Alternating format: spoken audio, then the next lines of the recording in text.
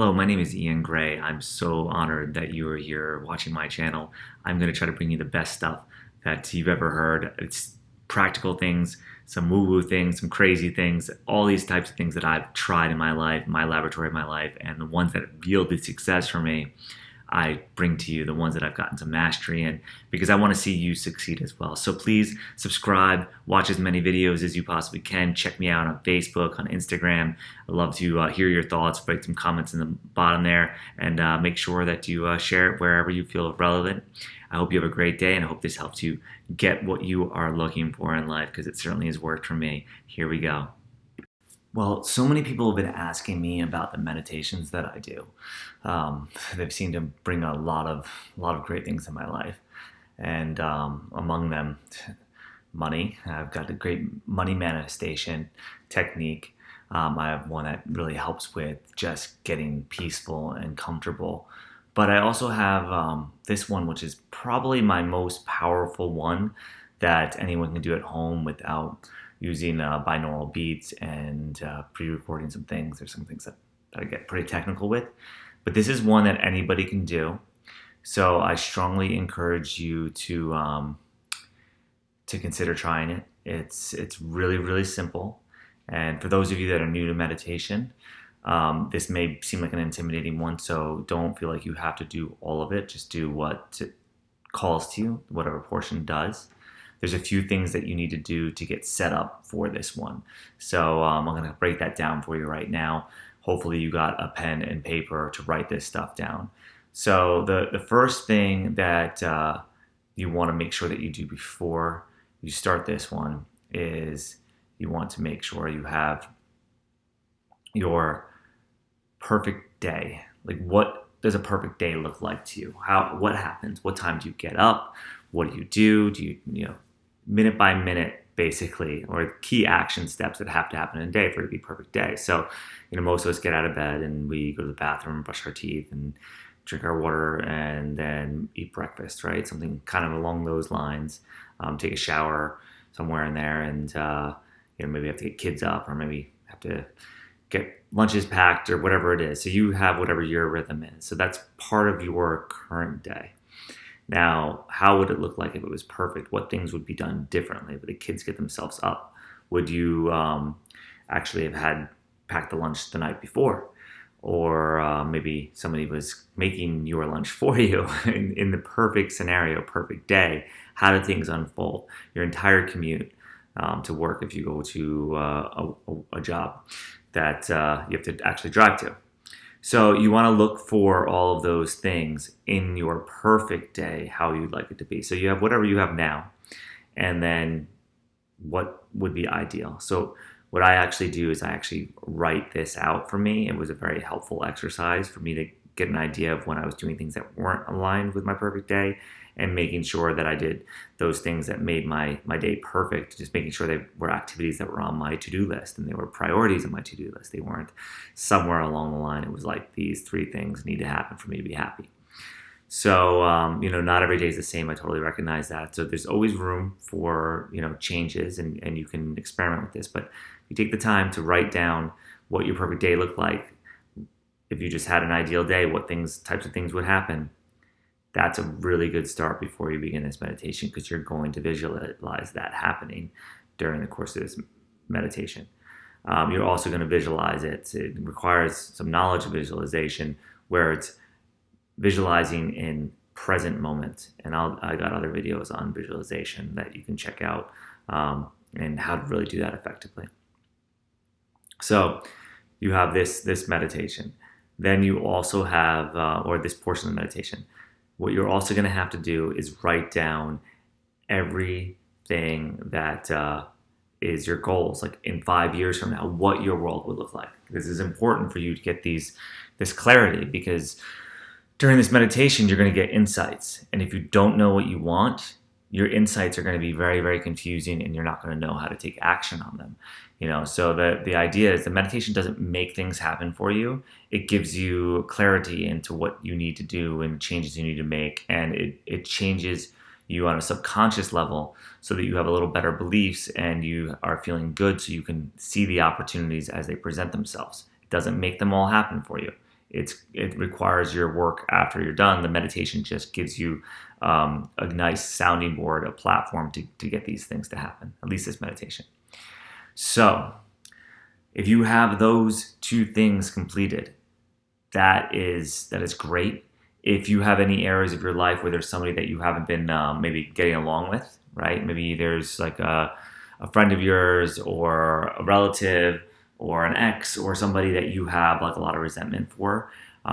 Writing down a list of those names too can be helpful because there's an element of appreciation. There's also an element of gratitude. So if you're doing this meditation, I assume that you probably know the power of gratitude, the power of forgiveness, and the power of visualization is really three things you have to understand to get the most out of this. If you don't, you can still fake it. Just follow along with what I'm saying here and just do it, and you'll start to see how it works. They're too much to teach in one video. So once you've actually gotten those pieces together and you are ready to go, you want to get to a place that's really comfortable, really safe. As you can see behind me here, I've got my my crystals and stones, and you don't need that stuff to do it. This is stuff that we just have collected along the way, and I can't begin to explain why, if you're not into this stuff, why it makes sense to me to have those things. You'll either understand it or you don't, and it's fine either way. So that's something that helps me in my practice, as well as having a candle burning. And usually I'll use some like breathe blend or something to really open up my sinuses, get myself breathing like really clearly. So that all being said, here is the meditation. Again, this meditation assumes that you know the basics of goal setting, and you have some goals in your life, and you've used goal setting in some capacity, any capacity in your life. Visualization is very important, gratitude, and the power of forgiveness. It really will help you along with the journey of this. Again, you can actually do this without having those things. It's just a little complex. It's a lot of stuff. So what we do is with each of these categories, we're going to do 10 breaths. And what I do is 10 breaths. If I am in a rush, I might only do 3 breaths per category, or I might do 5, whatever appeals to me. So the first step in this meditation is just doing the clearing the mind and pausing to really just see where your head's at and observe how you're feeling about things. So you're just going to do 10 breaths of that. Now, you might be able to get into that after the first breath. It might take you 20 breaths to get the mind to really slow down. Whatever is right for you, you'll know when to transition. I really haven't had a problem with getting there before 10 breaths, but just go at what you're comfortable with. Make this your own. This is your practice. It's just what I do and the steps that I take. So make sure you're really delving into it. Then the next 10 breaths, you're going to want to do gratitude. What are you grateful for? What are you appreciative? So I kind of mix those two. I'm sure you've heard me say before, gratitude is from the word gratis, which is free, and appreciation is when you want more of something. So there's some things that you're just going to be grateful for. You're going to say, I'm grateful for, or I could say I'm grateful for having this amazing house. I don't want more house. I got enough house. But I would be appreciative for the love my wife gives me. While I'm grateful, but also I'm appreciative because I have an intention that I wanted to appreciate, just like the value of this house I want to appreciate, or money in the bank. So that first step is that gratitude and appreciation. The next step, after 10 breaths of that, is forgiveness. And this is where, anybody that I feel has wronged me, or even myself, if I've screwed up and wronged somebody and I've been beating myself about it, even if I've made my own mistake, that is the big area. So, spend as much time here as you need. Don't expect to wash it all away in the first try. Maybe you will, maybe you won't. Maybe nothing pops in your head and then you can skip to the next one, because sometimes that happens too. And that's a good feeling when you feel like, oh man, I don't feel like I have any anger towards anybody. Because then when you're angry towards somebody, it holds that energy into your body. So again, I do videos on each one of these categories and the importance of them separately, so I won't get too deep in them here. The next section you're actually going to be doing is where you live out your perfect day. And this moves into that visualization. So as you understand it, you can while you're breathing in and out, eyes closed, you're going to actually visualize what your perfect day looks like unfolding and experience it and experience how good it feels. And then you'll move into visualization of accomplishing your goals. So you can actually do the same exact process, but now the movie you're watching in your mind's eye, which most of us can see right up here when we close our eyes, now play that goal happening. So if it's the red Ferrari, visualize it being pulled up to your house, on a semi trailer, as you often hear of them doing. And you come outside and they unload it for you, and you're all set to go. And you get to the feeling of actually taking delivery of it, of driving it around, the whole process, how nice everybody is, how everybody's so excited for you and this new car here. You can really experience this and experience the joy that you would have driving it, experience the joy you have having your partner with you, whatever it is that calls to you, whatever your goal is. It can be a material thing. It's perfectly natural to be material.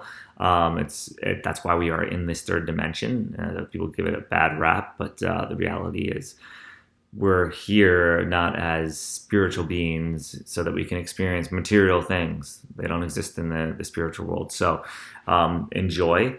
It could just be the time you get to spend with your husband or wife or girlfriend, boyfriend, whatever you got, or seeing the dog that you always wanted. It could be anything. It could be just get into the emotion, the feeling, how it would feel to have that in your life, and just get used to it happening. So you're going to do that for 10 breaths. And then you're going to just do 10 breaths of just listening to what the universe has to offer. This meditation is so incredibly powerful. So how much you get out of it is going to be depending on how much you put into it, how often you do it. It's something I did on a daily basis for a while, and it really reprogrammed my mind so that I was at much more peace and I didn't have to do it as much. But it really, if you do it more often, you're going to get there faster. So I hope you enjoy it.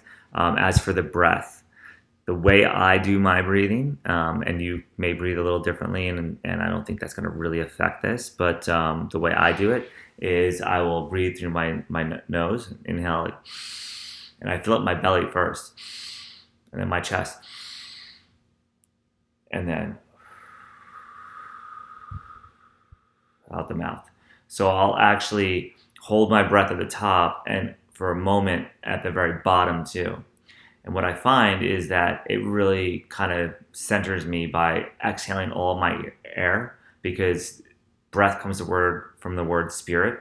So it's like you're emptying the spirit out of your body. You're giving to the world your breath, everything out, giving carbon dioxide to the plants. You're giving back to the earth on the exhale, and then you're receiving from the earth, from the atmosphere, from the plants on the inhale.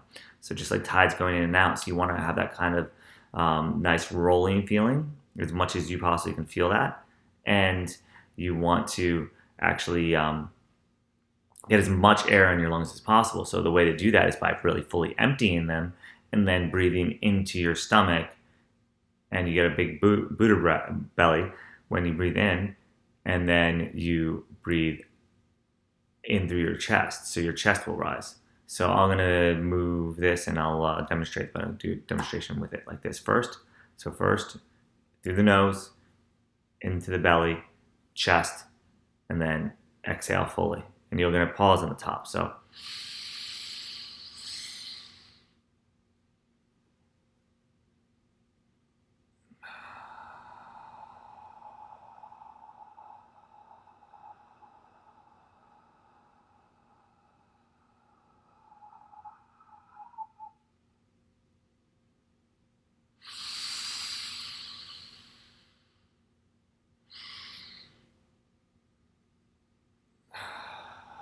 you get the picture. I'll do one side so you can see my belly here.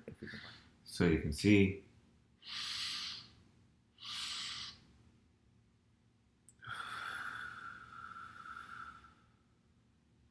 So the air actually comes out of my chest, back into my stomach, back out, and I push the last bit out by pulling my stomach in.